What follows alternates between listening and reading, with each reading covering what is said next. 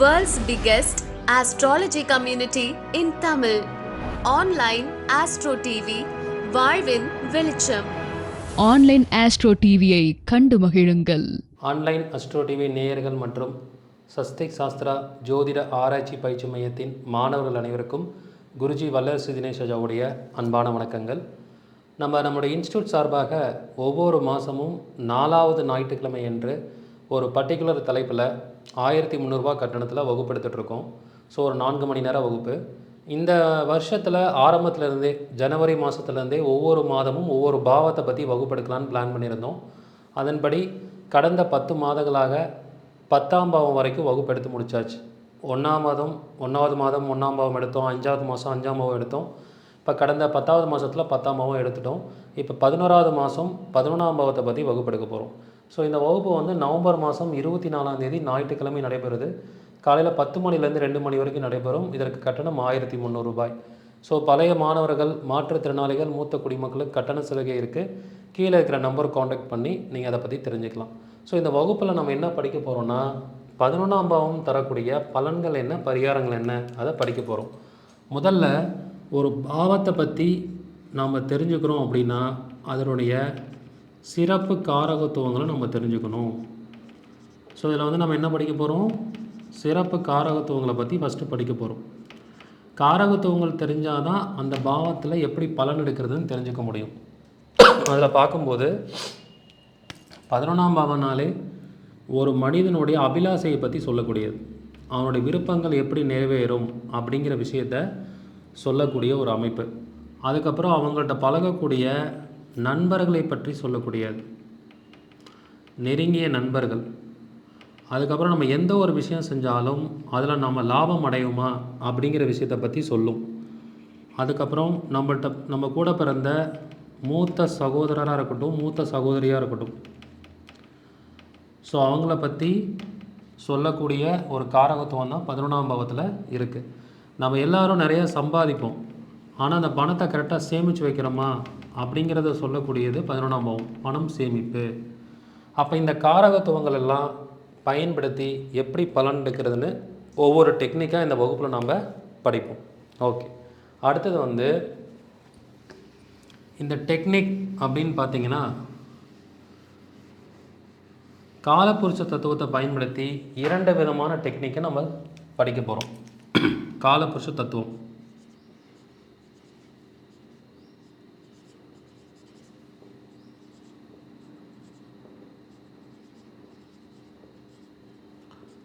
என்ன டெக்னிக் படிக்க போகிறோம் அப்படின்னு பார்க்கும்போது, ஒருத்தரோட லக்னத்தை சொன்னாலே அவங்களுக்கு 11ஆம் பாவம் எப்படி பலன் கொடுக்கும் அப்படின்னு சொல்லிடலாம். ஸோ ஃபார் எக்ஸாம்பிள், இப்போ ஒரு பர்டிகுலர் லக்னத்தில் பிறக்கிறாங்க. பர்டிகுலர் லக்னத்தில் ஒருத்தங்க பிறக்கிறாங்க. ஸோ ஒருத்தங்க ரிஷப லக்னத்தில் பிறக்கிறாங்கன்னு வச்சுக்கோங்க. அப்போ ரிஷப லக்னத்தில் பிறந்தால் 11ஆம் இடம் மீனமாக வரும். இது காலபுருஷத்துக்கு 12வது வீடு. அப்போ அவங்களுக்கு 11 12 இயங்கும். இதை வச்சு என்ன சொல்லலாம்னா, இவங்களுக்கு எப்போயெல்லாம் விரயம் வருதோ, செலவு வருதோ, அப்போயெல்லாம் பணம் வரும், லாபம் வரும்னு சொல்லலாம். எப்பெல்லாம் இவங்களுக்கு லாபம் வருதோ அப்போல்லாம் ஒரு செலவு ரெடியாக இருக்கும்னு சொல்லலாம். இவங்களுக்கு வெளிநாட்டின் மூலமாக லாபம் கிடைக்கும் அப்படின்னு சொல்லலாம். ஸோ ஜஸ்ட்டு ஒருத்தவங்களோட லக்னத்தை சொன்னால் அந்த லக்னத்துக்கு காலபுருஷ தத்துவத்துக்கு எத்தனாவது பாவமோ 11ஆம் பாவம் வருதுங்கிறத வச்சு பலன் சொல்ல முடியும். இதே டெக்னிக்கை இன்னொரு முறையிலும் பயன்படுத்தலாம். இதே ரிஷப லக்னம், ரிஷப லக்னத்துக்கு 11ஆம் அதிபதி குரு, அவர் வந்து மிதுனத்தில் இருக்கார். அப்போ இது வந்து என்ன வீடு அப்படின்னு பார்த்திங்கன்னா, இது வந்து காலபுருஷத்துடைய 3வது வீடு. அப்போ 3-11 செயல்படுது அப்படின்னு அர்த்தம். அப்போ 3-11க்கு என்ன பரிகாரம் சொல்லலாம் அப்படின்னா, இவங்களுக்கு கம்யூனிகேஷன் மூலமாக, குறுகிய தூர பயணத்தின் மூலமாக, இளைய சகோதரன் சகோதரிகள் மூலமாக லாபம் கிடைக்கும். அவங்க மூலிமா பணம் சேமிப்பாங்க. இவங்களுக்கு வந்து பக்கத்து வீட்டுக்காரங்களே நல்ல ஃப்ரெண்ட்ஸாக இருப்பாங்க அப்படின்னு சொல்லலாம். ஏன்னா இந்த காம்பினேஷன் என்னது, 3-11 காம்பினேஷன். அதன் மூலியமாக நம்ம இந்த பலன்களை எடுக்க முடியும். Okay, right. ஸோ அடுத்த டெக்னிக் என்ன அப்படின்னா,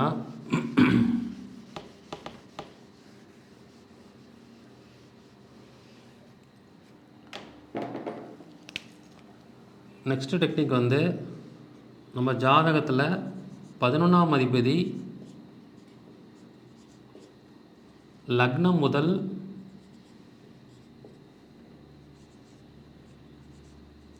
லக்னம் முதல் 12 பாவங்களில் நின்ற பலன்.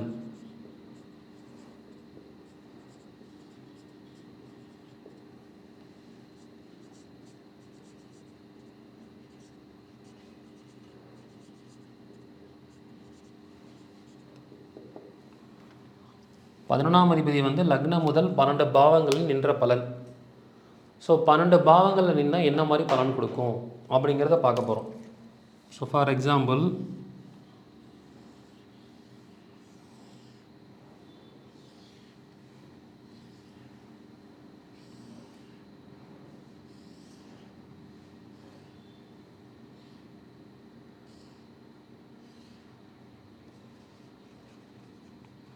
இப்போ ஒருத்தங்க கடக லக்னத்தில் பிறக்கிறாங்க. கடக லக்னத்துக்கு 11ஆம் அதிபதி சுக்கிரன். அவர் வந்து லக்னத்துக்கு 7ஆம் இடத்துல இருக்கார். அப்போ இங்கே என்ன உருவாகுது? 11ஆம் பாவத்துக்கும் 7ஆம் பாவத்துக்கும் ஒரு தொடர்பு ஏற்படுது.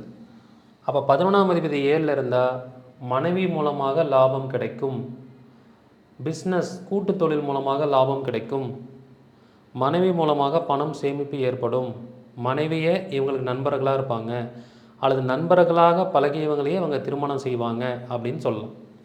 ஸோ ஒரு காம்பினேஷனுக்கு கிட்டத்தட்ட நம்ம நிறையா நூற்றுக்கணக்கான பலன்களை எடுக்க முடியும். அது சம்மந்தமான பிடிஎஃப் இருக்குது. அந்த பிடிஎஃப்பையும் நான் என்ன பண்ண போகிறேன்னா உங்களுக்கு நான் கொடுக்க போகிறேன். அதுவும் இந்த கிளாஸ் முடிஞ்சோடனே உங்களுக்கு கிட்டத்தட்ட ஒரு 7-8 பிடிஎஃப் இருக்குது இந்த வகுப்புக்காக. அது தனியாக நீங்கள் இந்த வகுப்பு முடிஞ்சோடனே வாங்கிக்கலாம். ஸோ இந்த மாதிரி விஷயங்கள் மூலியமாக பலன் எடுக்க முடியும். ஓகே, அடுத்தது இதே விஷயத்தை நாம் எப்படி பார்க்கலான்னா 11ஆம் அதிபதியுடைய பார்வை பலன்கள் அப்படின்னு எடுக்கலாம். 11ஆம் அதிபதியின் பார்வை பலன்கள்.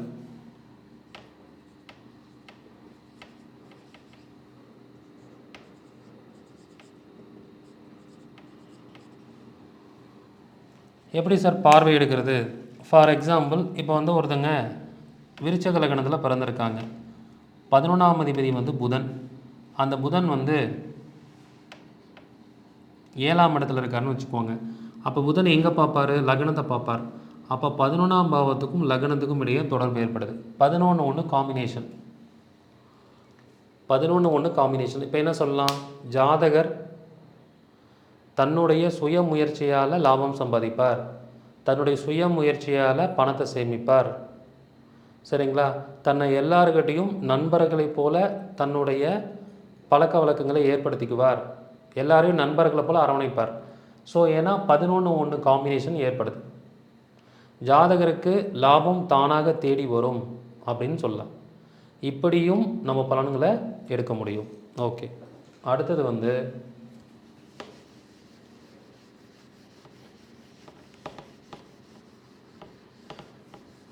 கிரகங்கள் மூலியமாக பலன் எடுக்கிறது.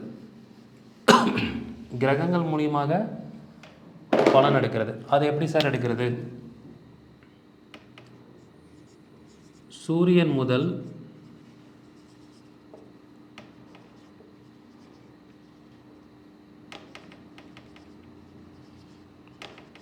கேது வரை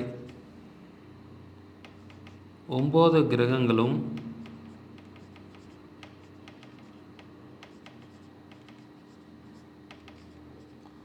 சூரியன் முதல் கேது வரை 9 கிரகங்களும் 11ஆம் பாவத்தில் நின்ற பலன்.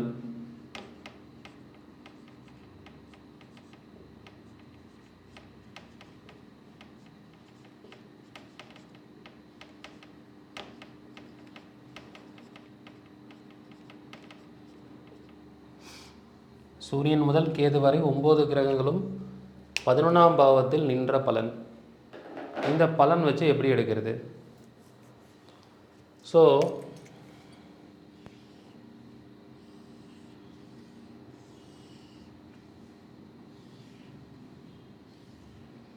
ஒரு ஜாதகத்தில் 11ஆம் பாவத்தில் நிறைய கிரகங்கள் நிற்கலாம், அல்லது ஒரு கிரகங்கள் கூட நிற்கலாம்.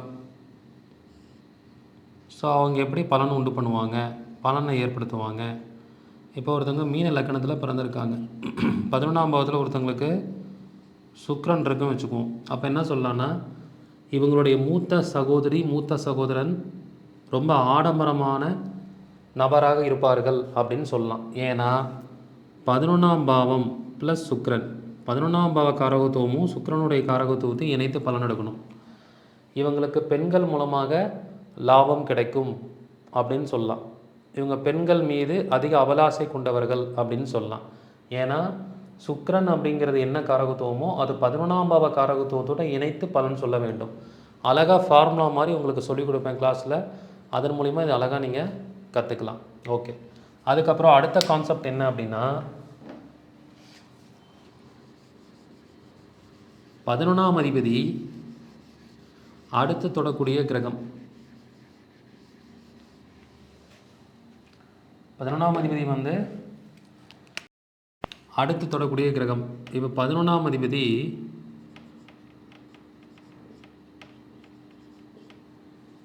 அடுத்து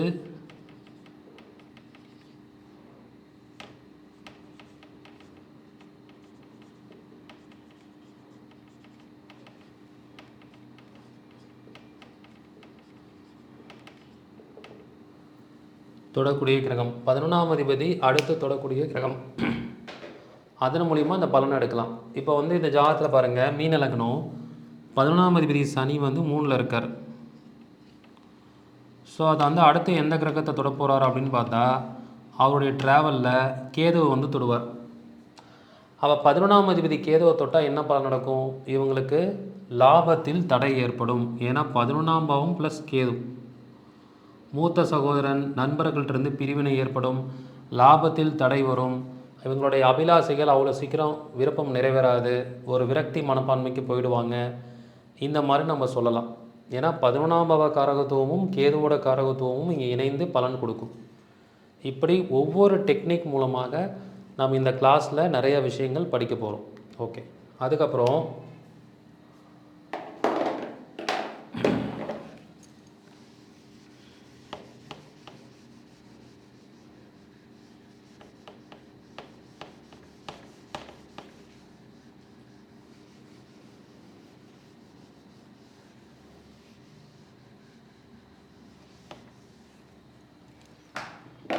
பதினொன்றாம் பாவத்துடைய தசாபுக்தி நடந்தால் எப்படி பலன் எடுக்கிறது?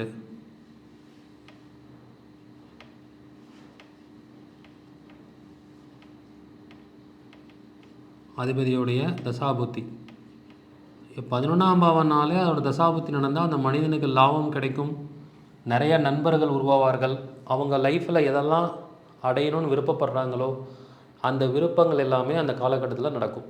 ஸோ அது சூட்சமமாக எப்படி பலன் கொடுக்கும் அப்படிங்கிறத பார்க்க போகிறோம். அதே மாதிரி 11ஆம் பாவத்தில் ஒரு கோச்சார கிரகம் போனால் எப்படி பலன் கொடுக்கும்?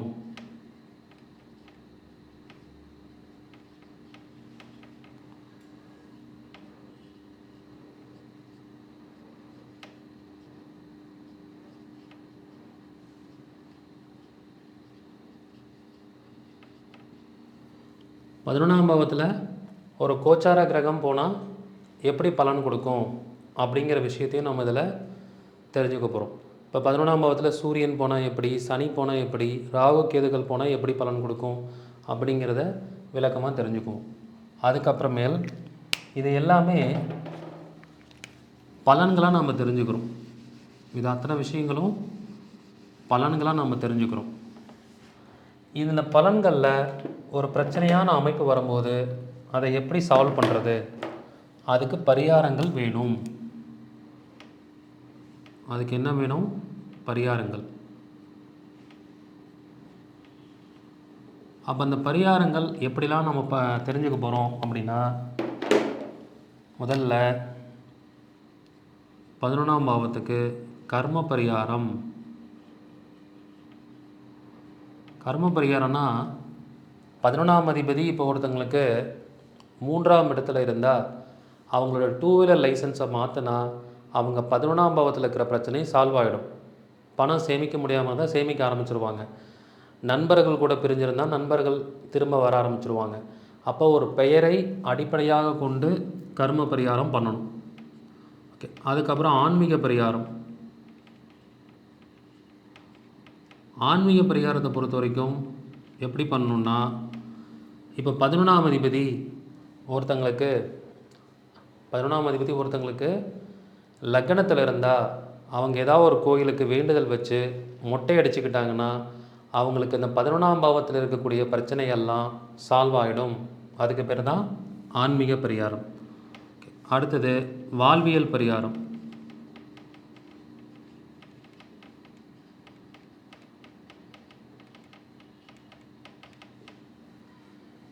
ஸோ வாழ்வியல் பரிகாரம் என்ன அப்படின்னு பார்த்தீங்கன்னா, இப்போ 11ஆம் அதிபதி ஒருத்தங்களுக்கு 12ஆம் இடத்துல இருந்தால் நீங்கள் அடிக்கடி தூங்கிட்டு இருக்குந்தா உங்களுக்கு பணம் வர ஆரம்பிச்சிடும். உங்கள் பணத்தை பெட்ரூமில் பெட்டுக்கடியில் வைக்கணும்.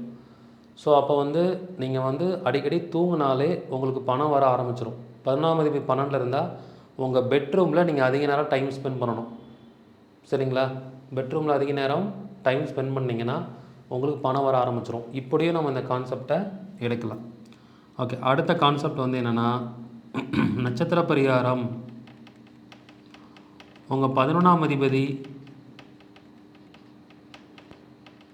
எந்த நட்சத்திரத்தில் நிற்கிறாரோ அந்த நட்சத்திரத்துக்கு உண்டான உணவை ரெகுலராக தானம் பண்ணிகிட்டு இருக்கணும். இதில் நம்ம பரிகாரத்தோடு சேர்த்து பலனும் பார்க்க போகிறோம். எப்படி பலன் பார்க்க போகிறோன்னா, 11ஆம் அதிபதி எல்லாருக்கும் ஒரு நட்சத்திரத்தில் நிற்பார்.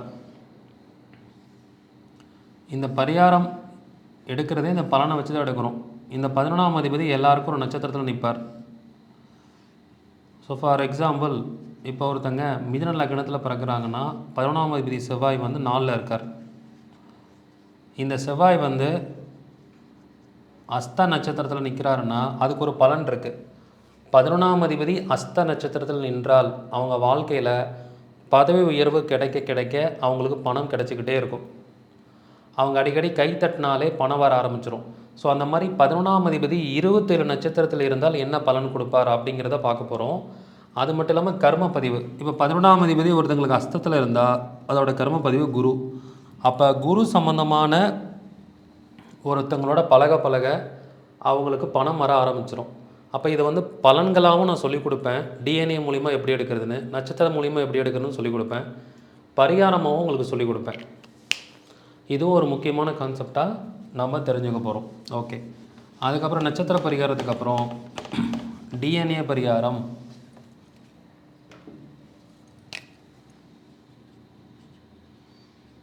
பதினொன்றாம் அதிபதியோடைய கர்ம பதிவு என்னவோ அந்த கிரகத்துக்கு உண்டான தானியத்தை அடிக்கடி தானம் பண்ணிக்கிட்டே இருக்கணும். அது டிஎன்ஏ பரிகாரம். அதுக்கப்புறம் தியாகம் செய்யும் பரிகாரம். இப்போ 11ஆம் அதிபதி நமக்கு எல்லாத்துக்கும் ஒரு பாவத்தில் இருப்பார். ஸோ அதுக்கு தியாகம் செய்யும் பரிகாரம் செய்யலாம். ஃபார் எக்ஸாம்பிள், 11ஆம் அதிபதி ஒருத்தங்களுக்கு 5ல் இருந்தால் சினிமா பார்க்குறத விட்டுட்டிங்கன்னா, தியாகம் செய்ய ஆரம்பிச்சிட்டிங்கன்னா உங்களுக்கு பணம் சேர ஆரம்பிச்சிடும். 11ஆம் அதிபதி 5ல் இருக்கிறவங்க சினிமா பார்க்குறது விடணும், அப்போ பணம் சேர ஆரம்பிச்சிடும். ஸோ இது தியாகம் செய்யும் பரிகாரத்தில் ஃபாலோ பண்ண போகிறோம். அதுக்கப்புறமேல் தான தர்ம பரிகாரம்.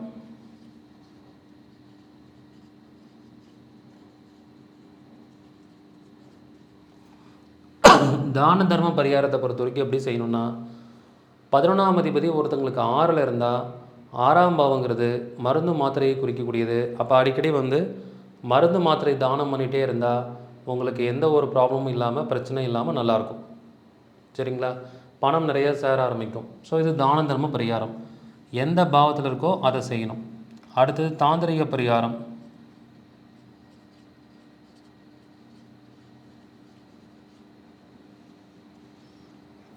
பதினொன்றாம் பாவத்தை பொறுத்த வரைக்கும் உங்களுக்கு நல்லா ஸ்ட்ராங் ஆகணும் அப்படின்னா, பெண்களாக இருந்தால் கொலுசு போட ஆரம்பிங்க. பெண்களாக இருந்தால் கொலுசு போட ஆரம்பிங்க. ஆண்களாக இருந்தால் ஜாக்கிங் போக ஆரம்பிங்க. அப்போ ஆட்டோமேட்டிக்காக உங்களுக்கு 11ஆம் இடம் இயங்க ஆரம்பிக்கும், நிறையா பணம் சேர ஆரம்பிக்கும். வீட்டில் ஒரு உண்டியல் வச்சு அதில் டெய்லியும் பணம் போட ஆரம்பிங்க. கோயிலுக்கு போனால் அந்த உண்டியலில் தவறாமல் பணம் போட்டுட்டு வாங்க. அது தாந்திரிகமாக தந்திரமாக செயல்பட்டு உங்களுக்கு பணம் சேர ஆரம்பிக்கும். இதுதான் தாந்திரிக பரிகாரம். அடுத்தது காலச்சக்கர பரிகாரம். நல்லா பணம் சேர்த்துறவங்க, நண்பர்களோட சந்தோஷமாக இருக்கிறவங்க, தொழிலில் லாபம் அடைகிறவங்க, இந்த மாதிரி 11ஆம் பாவத்தில் யாரெல்லாம் நேர்மறையான கர்மாவில் இருக்காங்களோ அந்த நபர்களை நீங்கள் அடிக்கடி சந்திக்கணும். 11ஆம் பாவம் சம்மந்தப்பட்ட இடங்களுக்கு அடிக்கடி போகணும். டெய்லியும் கல்லால் நிறையா பணம் விழுந்துக்கிட்டே இருக்கிற இடம், பெரிய பெரிய நகைக்கடை, பெரிய பெரிய ஜவுளி கடையில் பார்த்திங்கன்னா பெரிய கூட்டம் இருக்கும். அங்கே டெய்லியும் கல்லால் வந்து லட்சக்கணக்கில் கோடிக்கணக்கில் பணம் வந்துக்கிட்டே இருக்கும். அந்த மாதிரி இடங்களுக்கு போகும்போது உங்களுடைய தொழிலையும் உங்களுடைய வாழ்க்கையிலையும் உங்கள் அக்கௌண்ட்டில் நிறையா பணம் சேரும். அதுதான் பிளேஸ் கர்மா, பீப்புள் கர்மா, ஆப்ஜெக்ட் கர்மான்னு சொல்கிறேன். அதை காலச்சக்கரத்தின் மூலியமாக நீங்கள் ஆக்டிவேட் பண்ணும்போது ஒரு மிகப்பெரிய வெற்றியை அடையலாம். சரிங்களா? இதுதான் இதோடைய கான்செப்ட். அப்போ இந்த கான்செப்டை எல்லாத்தையும் பலன்களாகவும் பார்க்க போகிறோம், பரிகாரங்களாகவும் படிக்க போகிறோம். ரொம்ப ஒரு டீட்டெயில் வகுப்பு மிக குறைந்த கட்டணத்தில் உங்களுக்கு கிடைக்க போகுது. 11ஆம் பாவத்தை எப்படி இயக்கணுங்கிறத இந்த வகுப்பில் ரொம்ப டீட்டெயிலாக சொல்லிக் கொடுக்க போகிறேன். யாருக்கெல்லாம் 11ஆம் பாவம் சம்மந்தமாக தெரிஞ்சுக்கணுமோ இந்த வகுப்பை மிஸ் பண்ணாமல் கலந்து கொண்டு பயன்பெறுங்கள். உங்கள் எல்லாரையும் 24ஆம் தேதி நடக்கக்கூடிய இந்த 11ஆம் பாவ வகுப்பில் சந்திக்கிறேன். நன்றி, வணக்கம், வாழ்க வளமுடன். சஷ்டிக் சாஸ்திரா ஜோதிட ஆராய்ச்சி அண்ட் பயிற்சி மையம் பெருமையுடன் வழங்கும் நிறுவனர் மற்றும் கர்மா DNA மருத்துவம் அண்ட் வாழ்வியல் பரிகார ஜோதிடர் உயர் திரு குருஜி வல்லரசு தினேஷ் ராஜா அவர்கள் நடத்தும் 11ஆம் பாவம் ஏற்படுத்தும் பலன்களும் பரிகாரங்களும் மாபெரும் சிறப்பு வகுப்பு. பிரதி மாதம் 4வது ஞாயிற்றுக்கிழமை நேரடி ஜூம் வகுப்பு. வகுப்பு நடைபெறும் நாள் 24/11/2024 ஞாயிற்றுக்கிழமை காலை 10 மணிக்கு மேல் மதியம் 2 மணி வரை. வகுப்பின் சிறப்பம்சங்கள்: காலபுருஷ தத்துவப்படி 11ஆம் பாவம் அமர்ந்த ராசியின் பலன்கள். காலபுருஷ தத்துவப்படி 11ஆம் பாவத்தின் அதிபதி அமர்ந்த பலன்கள். 11ஆம் பாவத்தின் அதிபதி 1 முதல் 12 பாவங்களிலும் அமர்ந்த பலன்கள். 11ஆம் பாவத்தின் அதிபதி 27 நட்சத்திரங்களில் அஸ்வினி முதல் ரேவதி வரை நின்ற பலன்கள். 11ஆம் பாவத்தின் அதிபதி கர்மப்பதிவு கிரகம் அன் பாவம் ஏற்படுத்தும் பலன்கள். 11ஆம் பாவத்தின் அதிபதியின் பார்வை ஏற்படுத்தும் பலன்கள். 11ஆம் பாவத்தின் அதிபதி அடுத்து தொடக்கூடிய கிரகம் ஏற்படுத்தும் பலன்கள். மேற்கண்ட தலைப்புகளுக்கு கீழ்கண்ட முறையில் பரிகாரங்கள் எளிமையாக கற்றுக் கொடுக்கப்படும்.